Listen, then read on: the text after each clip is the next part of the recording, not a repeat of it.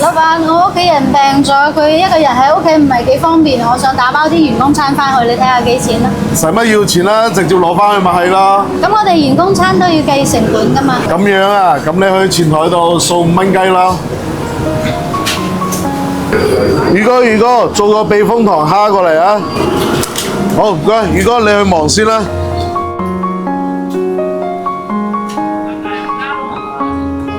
高志哥，你好啊！小乐。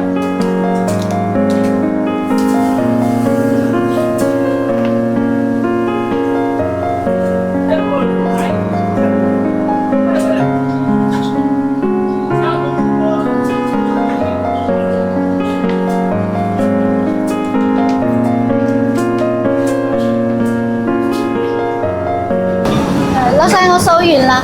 哦，掃完啦啊！咁呢個你攞翻去啦。點解咁大份嘅？啊，你冇理，你攞翻去就係啦。好，多謝老細。